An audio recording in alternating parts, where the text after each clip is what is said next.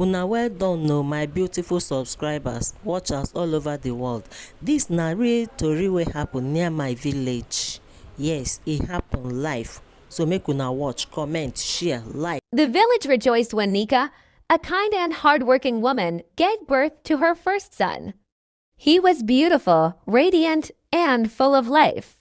But joy turned to sorrow when, after only a few months, the boy fell ill and died suddenly. The villagers whispered in hushed tones, "This is not natural. Could it be an Ogbanj child?" Ogbanj were said to be mischievous spirits who took the form of children, only to torment their families by repeatedly dying and returning through the same. Not long after, Nika conceived again. To her astonishment, the boy looked just like her first child. Her heart swelled with hope, but once again, tragedy struck. The child passed away just as mysteriously as before. This cycle repeated itself 4 times. Each time, the boy came back, and each time he left, taking pieces of Nika's soul with him. The villagers grew fearful, and some began to avoid the family. But Nika's love never wavered. She believed her child could be saved.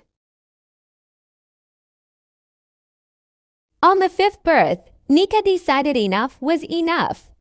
She sought the wisdom of the village elder women, who told her of an ancient practice that could sever the bond between the Ogbanj and the spirit world. With a razor blade in hand, she made small, deliberate incisions on the boy's tiny body.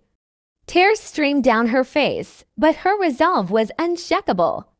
She then ground charcoal into a fine powder and rubbed it over his body before burying him with a silent prayer. Her heart ached, but she held on to. Years passed, and Nika conceived again. When the baby was born, the entire village came to see him. He was different. His skin was darker than any they had seen, almost as if it carried the mark of the charcoal used in the ritual. Despite the whispers, this child thrived. He grew stronger with each passing day, never falling ill. For the first time, Nika could finally breathe. Act 5, Transformation and Reflection. The villagers began to see the child not as a curse, but as a sign of hope. His survival challenged their fears and superstitions. Nika's courage and unwavering love had brought light to a family once trapped in darkness. The boy grew into a man, and his story became a symbol of resilience. People came from far and wide to hear the tale of the mother who defeated the Ogbanj curse.